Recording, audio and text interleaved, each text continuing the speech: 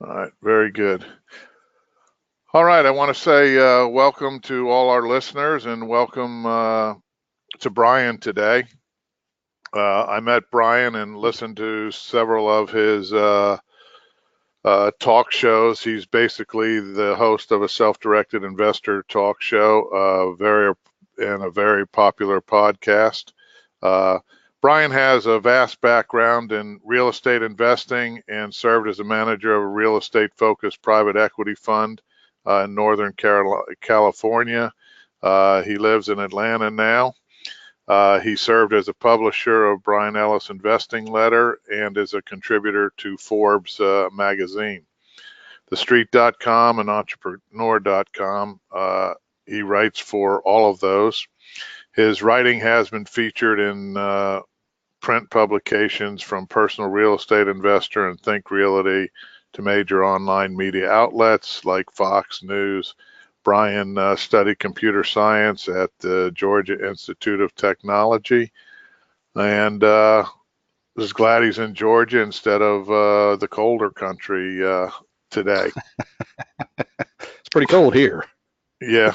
Um, oh, is it in Georgia there too still? Yeah, really, it's not like it is in other places, but it's in the 20s here. That's too cold for me. Okay. Um, all right. So Bryan, since this is our first webinar together, and I appreciate you coming here and giving us your time, let's My start pleasure. off with, if you can, tell us a little bit about, what's good and what's not, and if you can, take it from there when in the world of IRAs now.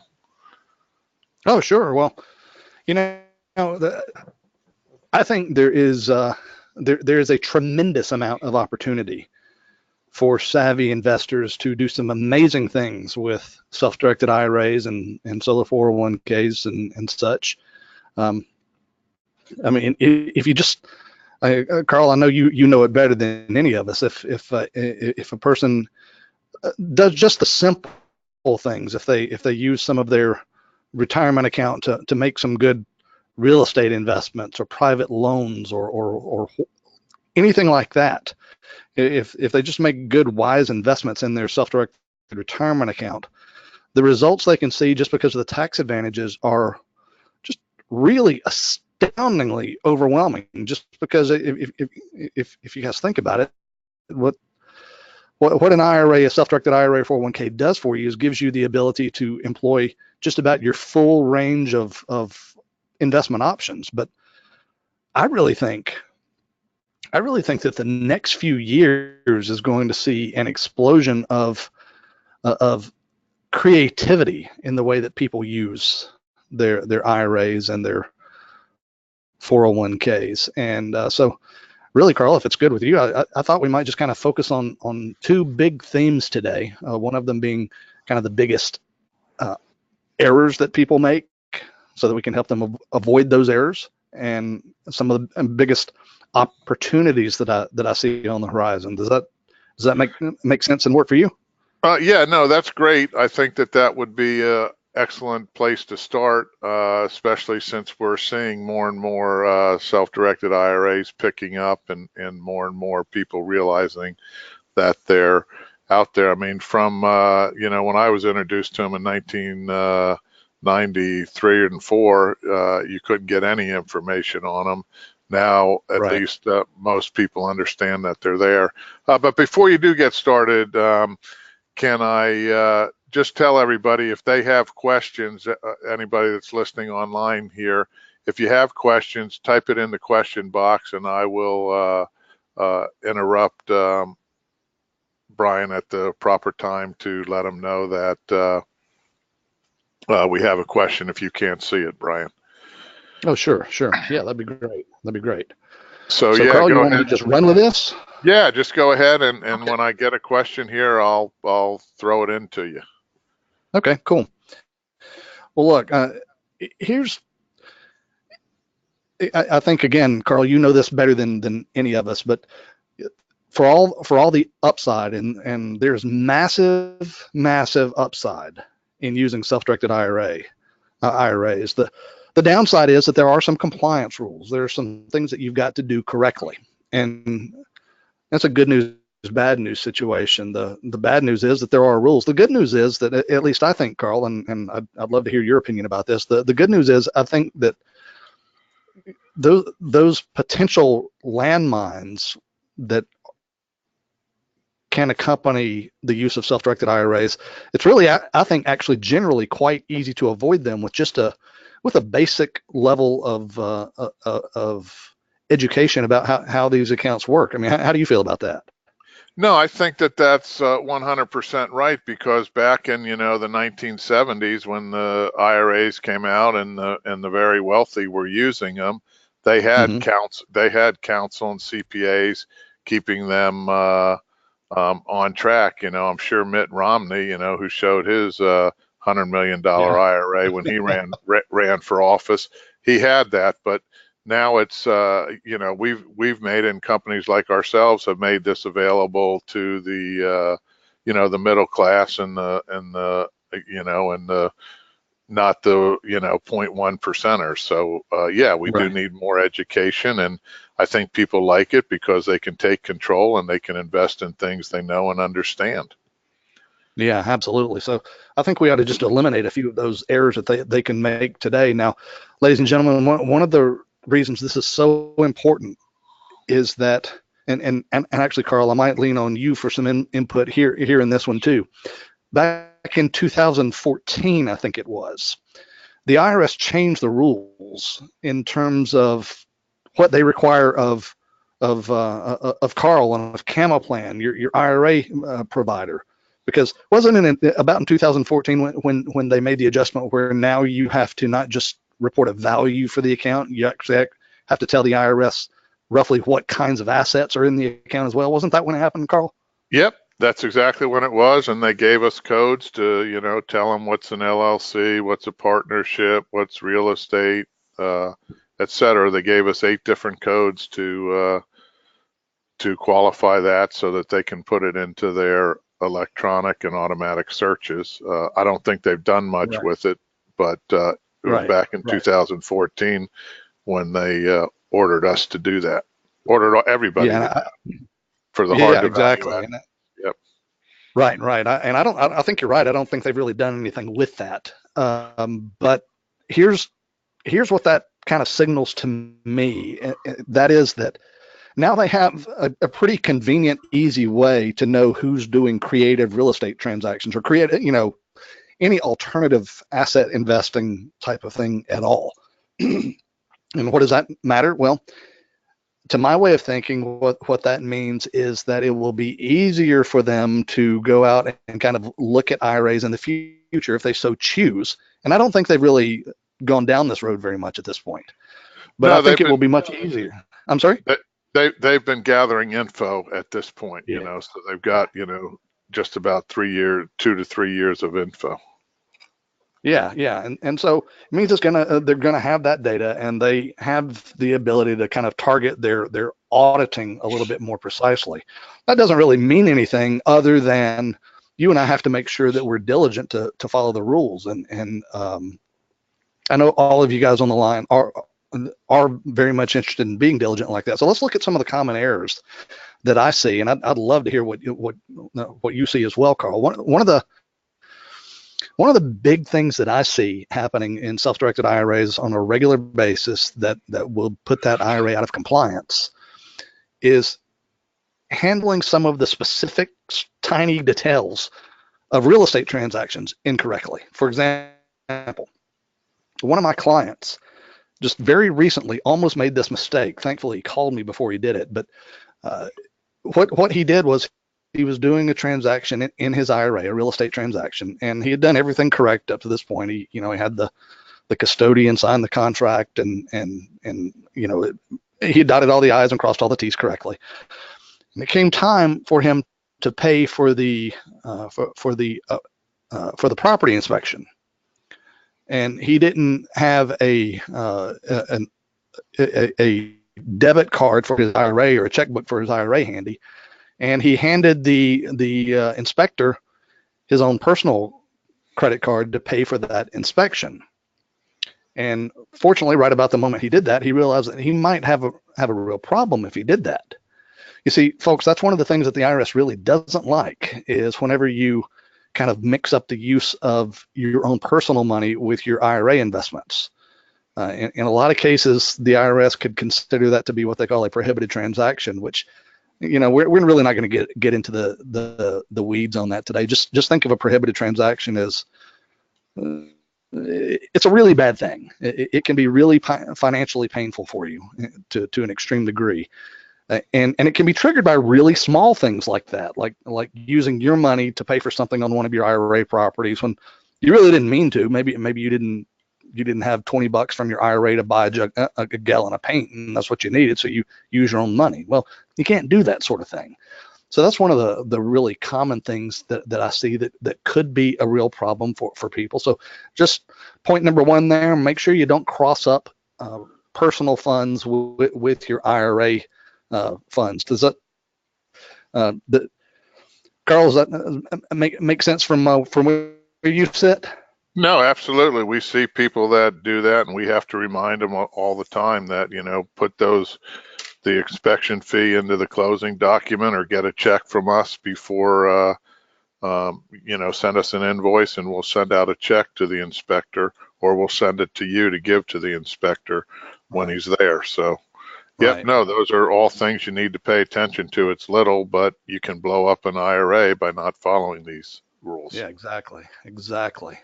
And Carl, another one that I've seen a number of times is it's pretty common for real estate investors to also be real estate agents or to have a real estate agent in the family. And what I've seen happen a number of times is a real estate agent investor who has an IRA, who's doing a real estate deal in their IRA, they'll either use their own license or they'll use the license of one of their family members. And what that means is that the IRA buys the property with the IRA money just like it should, but that means that somebody, either the person who owns the IRA or one of their family members who is the licensed agent, somebody is getting paid a commission. And that's not good.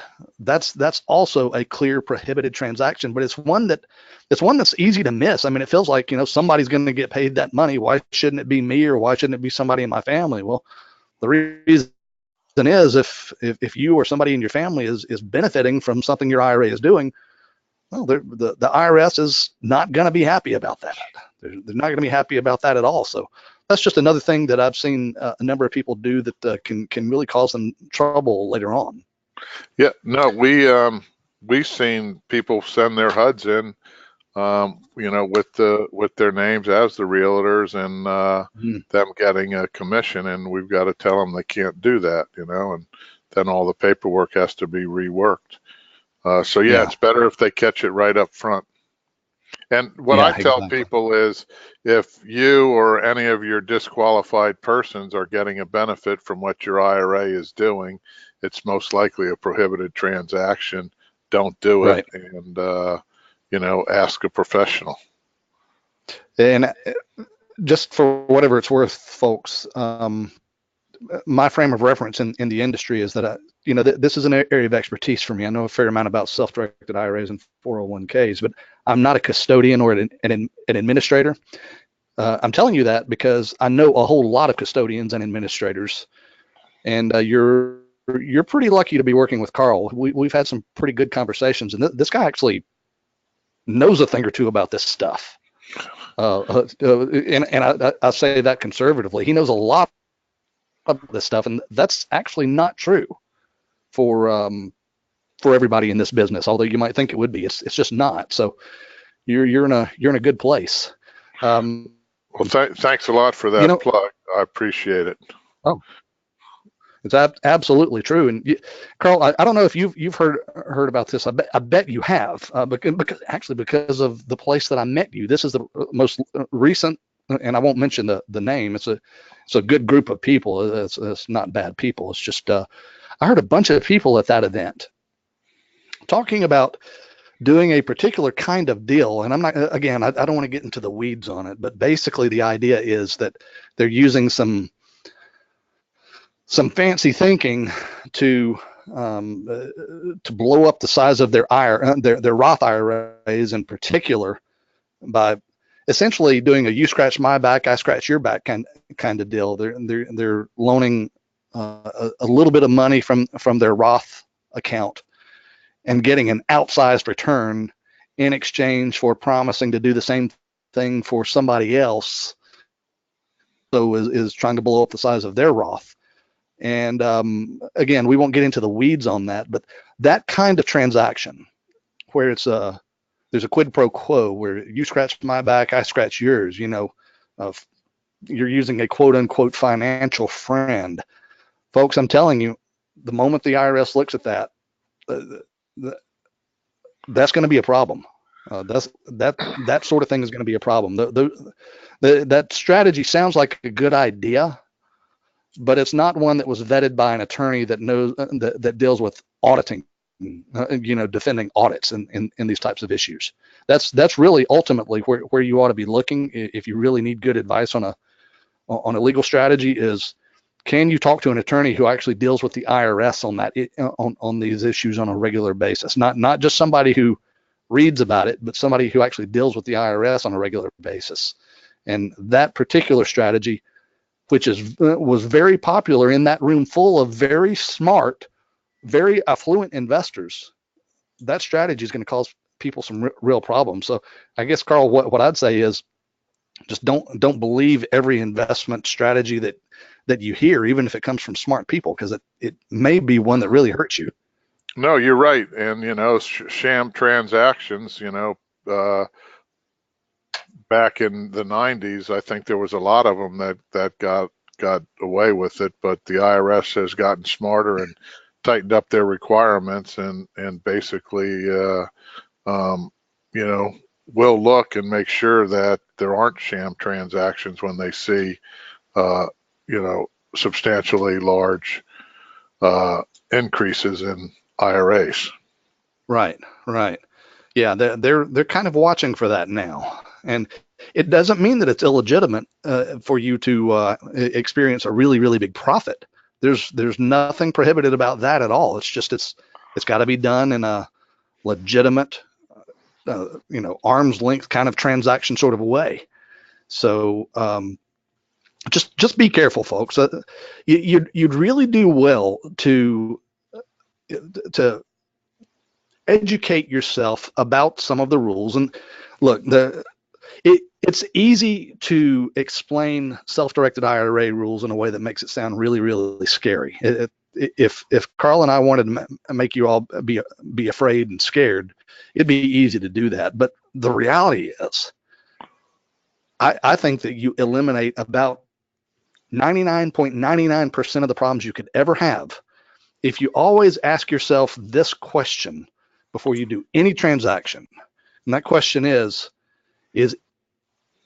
anybody related to me or myself, no matter how distantly they might be related to you, or any companies that I own or influence, anything that's kind of in my sphere of influence, is anything in that sphere of influence getting any benefit because I'm doing a particular IRA transaction, even if it's a distant benefit? For example, and we don't really know if the IRS would categorize these kind of transactions as prohibited or not, but you could see where they would. For example, maybe your IRA owns a piece of commercial property, and maybe you own maybe you have a granddaughter who's a Girl Scout and wants to sell cookies on the sidewalk of your commercial property.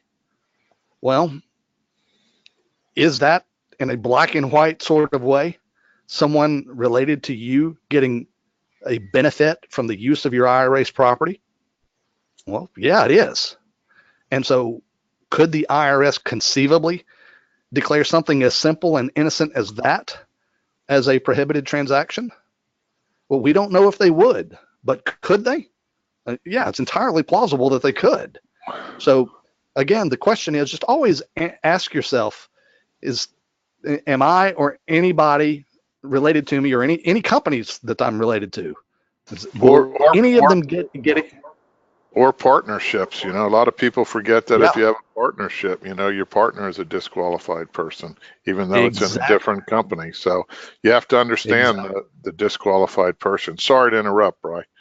No, actually, I'm really glad you added that in, because that's one that's really easy to miss. Just it's a good thing to kind of talk over your investments with somebody who understands kind of the nuances of these things before you do them. Because if you clear that hurdle, you just avoid working with disqualified parties or disqualified persons. That's not all of the rules, but uh, that is the vast majority of it. So it's really not hard to stay compliant, I think, if you just know the basics. You think so, Carl? Absolutely. You need to know the basics, and if you can talk to somebody about it ahead of time, especially somebody in the business, they can a lot of times tell you what other people have done and made mistakes with, and a lot of the problems can be avoided with the way you structure a deal. Yeah, exactly. Now, what are you seeing out there, Carl? Are a lot of people doing transactions directly in their IRA, or are there more people doing the IRA LLC thing these days?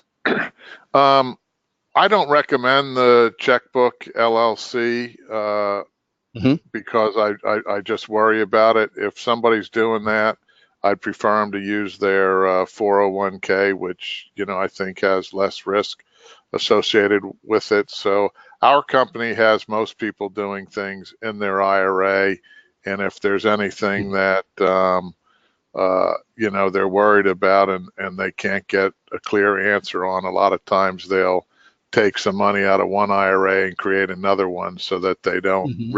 risk the whole IRA. And the other thing that I do see is when people get in their checkbook LLC IRAs, they think the prohibited transactions go away, and to me it only makes them worse. So, when Yeah, they're doing that, we want them to be hooked in with an attorney or an accountant or a professional that is yeah, familiar with the IRAs and the rules, et cetera. yeah. I mean, I couldn't agree with you more.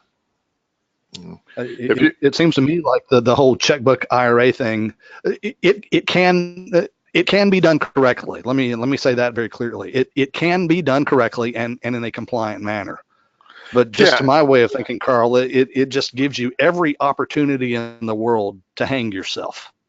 yeah. I mean, and for most cases, I don't think it's necessary. But when somebody wants to store precious metals in Singapore, we're not going to do it, and they basically have to do it with their checkbook LLC.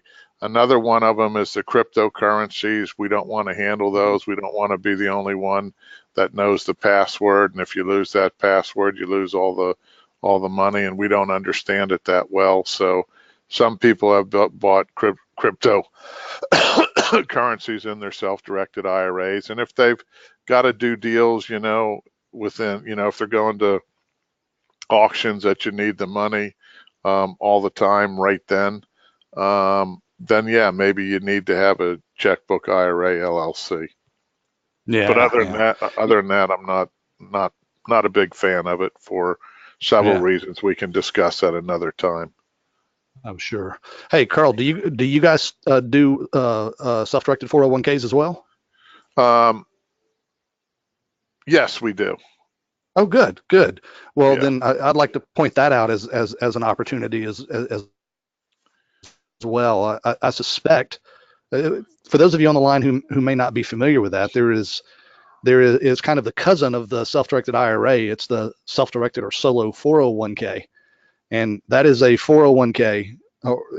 It's basically like an IRA, but it's made for a small business that meets certain requirements. But Carl is 100% right to think of that as a great alternative for people who need real more direct control of their money. Because Carl, those can be set up, can't they? Where basically you have something akin to checkbook control essentially. Is that correct?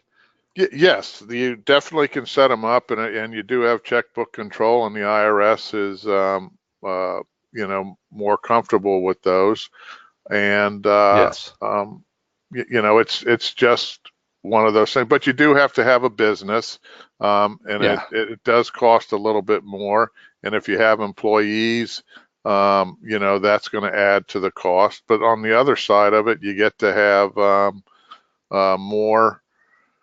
Uh, or higher contributions every year, and Yeah. some other benefits of it. And if you have employees, it could be ERISA protected, which is probably one of the best protected plans that are out there, where Yeah. solos sometimes don't have it. So there are Yeah. reasons for it, and I think we do see more people doing that. And if people have SEPs, they should look at doing 401ks especially if they want checkbook control. Yeah, yeah. And, I do want to talk about some of the big opportunities available too, but I would like to highlight something that you mentioned just a minute ago that is a brilliant strategy that I think most people don't even know about. And I'm really glad to hear you tell your people to do this, but it's using multiple accounts to mitigate risk. Yeah.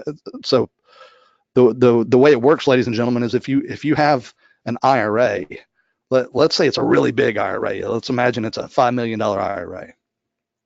And you commit one of those things, one of those nasty errors that's called a prohibited transaction. Forget how you do it or what the details are. That doesn't matter. But let's just imagine you only did it. The size of your prohibited transaction was you only involved $20, something like that. Some tiny amount of money. But you've got a $5 million IRA. Well, guess what? That just blew up your entire IRA. You're going to have penalties and taxes and interest based on the entire size of that thing, not just $20, but on the entire size of that thing. So what Carl said just a minute ago that I think is very much worth highlighting is if you're going to do a transaction that feels like maybe it's risky, or even if it's just a real estate deal and you've never done one before, or whatever the case, if you're nervous about whether you're going to be able to do it correctly, number one, get good advice. That's where you start. Get good advice. I really am highly in favor of speaking to tax lawyers over CPAs, specifically where IRAs are concerned for a variety of reasons we can talk about some other time. But whatever you do, get good advice about whether your transaction is being done properly. But if you still have some concern about it, then Carl, what I suspect you recommend people to do based on what you said just a minute ago is maybe if you're doing a $100,000 real estate deal, move $100,000 into another account and do the deal there, because that way, if you mess up something over there, it only affects that account, not the entire $5 million lump, but just a $100,000 lump that you transferred into another account. Are we on the same page there? No, absolutely. The other side too is real estate has a lot of liability into it, and I hear Yeah. people take LLCs and they put all their property in one LLC, and I'm kind of like, all you've done is separated your personal risk from your business risk. But if one of those properties get a judgment against them, or the LLC gets a judgment against it, then it goes against all the properties All in of there. them. Yeah. So yeah, I think separating, your IRAs is a good thing, and again, talk to an attorney or an Yeah. accountant just to make sure that where you are, and it should fit into your overall asset protection plan, because let's face it, we live in the most litigious country in the world. Yeah, exactly. And that issue of asset protection within an IRA is something that really just about nobody talks about. Maybe that's something we could talk about one day, because that's an area where we do a lot of work, because we have a lot of clients who have very big IRAs, and none of them have thought about this, and because they all mistake the thing that you just pointed out. I think people think if an asset is inside my IRA, then it's protected, and to an extent that's true. It's protected from things that you screw up, but just like you just said, Carl, if somebody gets a judgment that involves one of the IRA properties, then it's going to potentially affect everything in that IRA, and there are ways to deal with that. So maybe we talk about that in the future. But um, Carl, I think the kind of switching gears here from biggest errors to biggest opportunities. Man, I think that the next few years are going to be a great time for people who are interested in investing in alternative assets. And the reason I say that is because in the last few years, legislation has been enacted that makes it not quite as convenient as buying a publicly listed stock. But if you want to invest in real estate, for the longest time, if you weren't investing directly in real estate, really the only option you had was to invest in a REIT, which is, it's just a stock, real estate investment trust. But now there are so many different private investment funds, some of which are available even to people who aren't technically, and the term is completely escaping my mind right now, qualified investors. But a lot of these, yes, accredited yes, investors is what you're looking for. yes, sir. That's it. Thank you. Yes. And so a lot of these are available even to people who are not accredited investors. And that stuff is available to your IRA or your 401k. So now you can invest in big syndications. You could invest in through some of these. You can invest in cryptocurrency deals. You can invest in lots and lots of different types of opportunities that were before now kind of hard to do. And I think those opportunities are just going to continue to boom and grow and expand over the course of the next few years. Lending also, Carl, I don't know about you, but I think private lending is one of the very best ways to use the self-directed IRA, and that's getting easier too with the advent of a number of the private lending platforms. Do a lot of your clients get involved in doing private lending either directly or through some of those platforms? Yeah, I'd say about 30% of our accounts are dealing with private lending. Oh, wow. You Wow. know, Yeah, that's great. and That's notes great. and That asset mortgages. class. Yeah. I mean, they'll buy some discounted notes as well. So.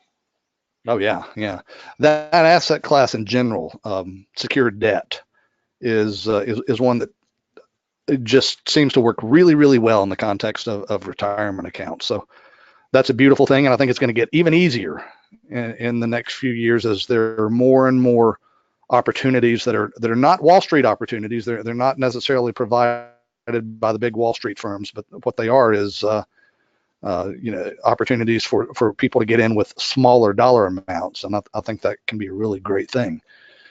And I guess one other thing that I'd say is a big opportunity that I believe is going to develop in the next few years, and it's available right now, but it's an area that we try to kind of lead the charge on, and that is in terms of thinking a little more creatively about your IRA, your 401k, and what you can do with it. Now, here again, Carl, I'm not going to do anybody the disservice of getting down in the weeds on any of this, but folks, if you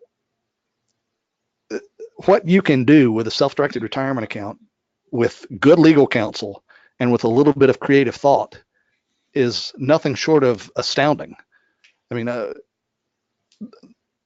if you, one good way to think about it is like this: we're all American. Well, probably. I'm assuming everybody on here's American, and therefore is obligated to file income tax returns here in the United States. Well, when you do that, you have a lot of options. You could file a 1040 EZ, which is a really, really simple form, but it doesn't give you a lot of options. It doesn't really give you a lot of ways to save taxes. Or you could file a 1040 or a 1040A, the full 1040 form.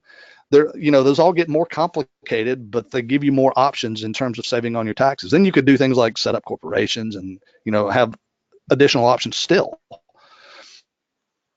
I bring that up because I suspect in the coming years, what's going to happen is that as more people become aware of self-directed and 401ks, they're going to start to apply some of the more creative strategies that are available in the non-retirement account world, but they're going to apply those strategies within the context of IRAs and 401ks, and some really amazing, fascinating things can happen. For example, and again, we won't talk about the details of this, but with a little bit of effort, it's actually possible to get a whole lot more money in your IRA every year than just $6,000. Can you do it directly? No, you cannot. I mean, so do not call up Carl Fisher and say, Bryan told me that I could put more than $6,000 or so in my IRA this year. I'm not telling you that. But what I am telling you is that I suspect in the next couple of years, it's going to become easier and easier to use some creative strategies to make IRAs and 401ks do even more amazing things than we all already know that they can do. So just be looking out for that. I mean, Carl, have you seen anybody doing creative things with their IRA or 401k in their CamaPlan lately? Yeah, excuse me. Yeah, every once in a while we'll see some real creative things come around, and and in the past we've seen a lot of people bought discounted notes back in the 2010-12 time frame, Yeah. and property was underwater, and not only did the property value go up, but them holding those discounted notes went up because the property value went up. So even when they sell their notes now on these properties, they're getting a higher appreciation because, hey, they're not underwater. So notes where they bought it for 5 or 10 cents on the dollar, are now selling at par or just under par in some cases, depending on what the interest rate is.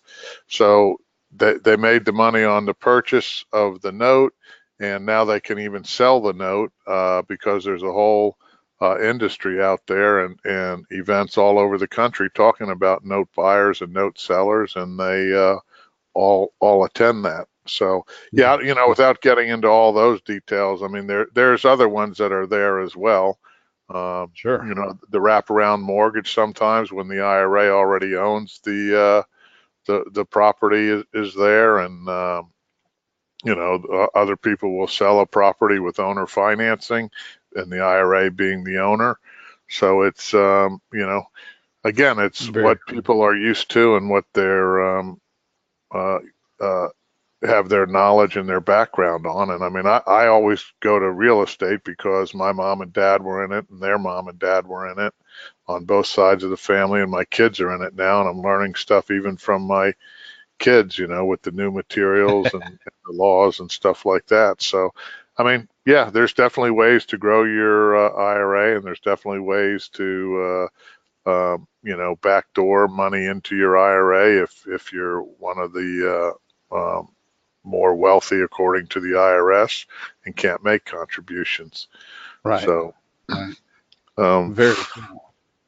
So I don't know if you noticed, Bryan, but I brought up one of the websites where you talk about different information there, and I know you have a newsletter, but in some of the things that Bryan said, hey, we don't have time to get in today, you can actually listen to some of his podcasts. And Bryan, do you have is there a way they can get into your signing up for your letter, or does that cost them anything? Or no, we're not going to charge your folks anything for that, Carl. Really, the best way to do that is that we have an ebook, and it's not a fluff piece. It's not a sales piece. Like it's nothing like that at all. It is about the fundamentals of self-directed IRA investing. It's called the Definitive Guide to Self-Directed IRAs. And if anybody would like to get a copy of that, they can do so at no cost. All they have to do is send us a text message. Send the word IRA Guide, IRAGUIDE, no spaces, no periods, just IRA Guide. Text the word IRA Guide to 833-212-2112. Again, text IRA Guide to 833-212-2112. And when you do that, we'll send you a link to the definitive guide to self-directed IRAs. That'll be a great start on making sure that you understand the rules and don't end up hurting yourself. Because if you can avoid that, then it's all blue skies and smooth sailing for self-directed IRA investors. Yeah, and I do want to say one thing here. CamaPlan and the Cama Academy is all about educating people and letting them see both sides and talk to people that are in this world. And that's one of the reasons we have Bryan on here. But in that same vein, I do have to say that we want you to bring your professionals, your attorneys, Sure. your accountants, all of those people to bear on here. We don't recommend any or endorse any investments or any people, etc. I just want everybody to know that we don't sell anything. All we do is the bookkeeping so that your IRA can use your knowledge and expertise to grow versus the traditional investments, stocks, bonds, and mutual funds, which I'm not good at, and that's obviously why I'm in this type of work, and I'm paying it forward to other people that are learning about it now. Yeah, and Carl, I have observed sometimes people getting frustrated with their IRA company for not giving them more advice or more recommendations. But what they need to know is that you're doing that to protect them. See, folks, one of the rules is we talked about disqualified persons earlier, people that are related to you and businesses you own and things like that. But one of the other kind of lesser known disqualified persons is your IRA company and your IRA provider. They can't be involved in the mix. They can't. The rules say explicitly that if Carl gets involved in making recommendations to you, if he tells you that anything that I have to offer you is a good thing or a bad thing, he just can't do that, because if he does, you are risking having a prohibited transaction in your account because of that. So Carl's doing that to protect you, not to be difficult, but because that's actually what the rules say. It's good for you that way. Yeah, and we just don't do it. We don't give tax advice. We don't give legal advice. We don't give investment advice. People ask me, well, is this a good deal? I mean, we have people all over the country, and something down at the Jersey Shore is not the same as in Miami Beach or in California, Texas, or the Midwest. So there's no way we could know all of that information, but we always try to introduce people and have sessions like this that give people different ideas that they can run with and talk with their own professionals to make sure that they're doing it right, because there's a lot of misinformation on self-directed IRAs out there on Google and the internet. Right. So sorry to interrupt you there, Bryan. No, I think that's just so important for everybody to understand that you do that because it's in their best interest, not just for any other random reason. So it makes all the sense in the world. So, Carl, there are a number of different directions we could go here, or we can take questions or wind down. Where do you think we ought to go at this point? Let me just. We're getting close to the end here. We're only scheduled for a half an hour, but if you have an extra 10 minutes, that'd be good. Sure. But we talked about all the things you couldn't do. Can you touch on some of the things that you've seen that people have done that have worked out well for them? Oh my goodness, absolutely, I can. Note investing is a beautiful thing. Note investing in particular, and what you mentioned just a couple of minutes ago, doing basically defaulted notes and investing in defaulted notes in an intelligent manner. That can be a really, really beautiful thing, because the notes are a little bit more favored under the rules than most asset classes are. Basically, debt is inherently considered to be a source of unearned income, And we won't we won't go into too many technical terms or anything like that. But the advantage of that is that, like, if you buy a note, a defaulted note for 5 or 10 cents on the dollar, and you do something to, maybe you repossess that property, or you um, or you work with the borrower and bring that note back to performing status, where now, where it was only worth 5 or 10 cents before, now it's worth 70, 80, 90 cents on the dollar, or even par.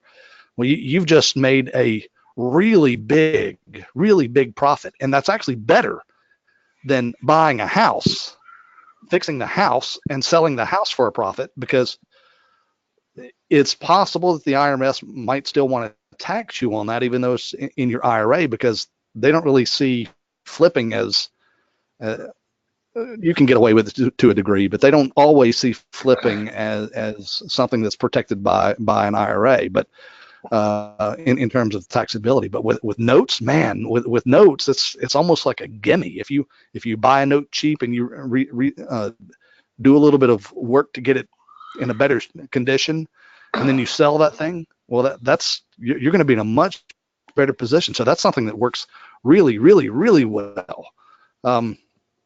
I see people doing creative things like dividing up interests in properties between multiple accounts, or even multiple types of IRAs, so that they can kind of engineer where their profits land. That's an amazing thing, and it's not something that everybody does, but it's something that a lot of people could do.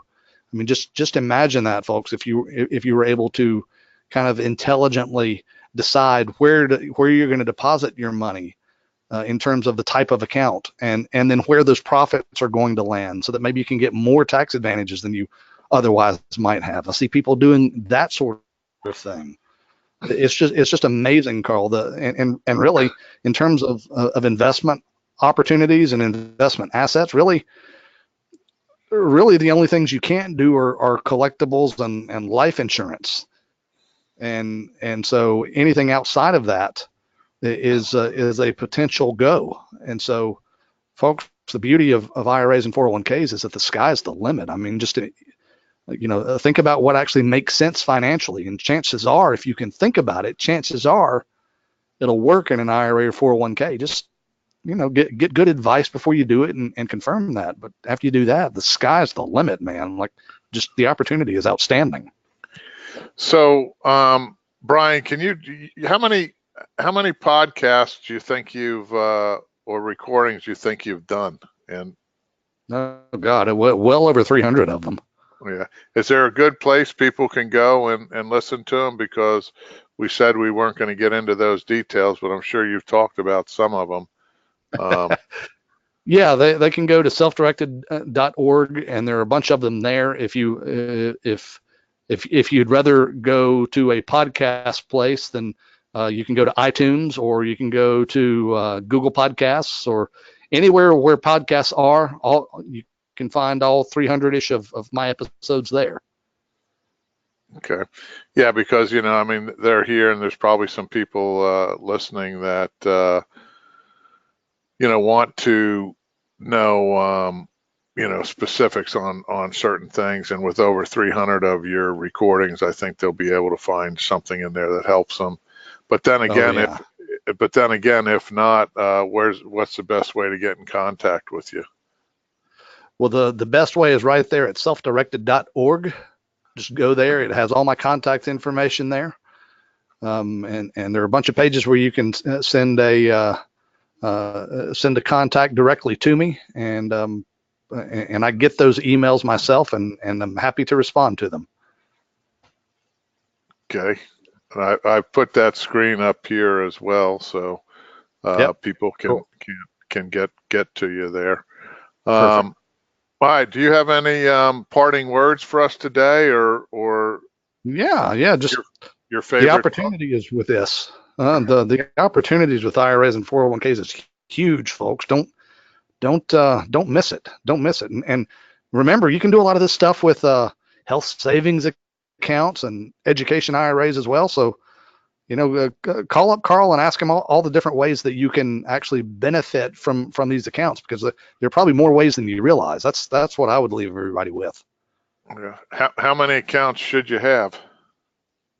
As many as you need. As many as you can, I always say, right? Exactly, So, exactly. and people say, what if I don't have enough money? I say, well, just look around. You've got health savings accounts for you and your family. You've got accounts for your parents and your children. So don't think this is one generational. Think three or four generations down the road for it, et cetera. So, all right. Well, I appreciate your time, Bryan, for this. And No, thank you. what I'd like to do is set up a series so that we can advertise specific discussions as we go down the road, Sure. and answer specific questions, because that helps our audience understand what's going to be talked about today and whether Yeah. it's of importance to them now or in the future. Sure. Would love So to do that. thanks to everybody that's on today, and we look forward to seeing you on our other webinars. This will be recorded and will be on our website probably within the next week. And if you've missed any of the information or wanted to hear it again, you'll be able to just log on under Cama Academy recorded sessions and listen to Bryan and get any of this information that you're not sure of. All right, Bryan, thank you very much, and look forward to setting up a series with you here in the near future. Wonderful. Thank you, Carl, and thank you for everyone for joining us today.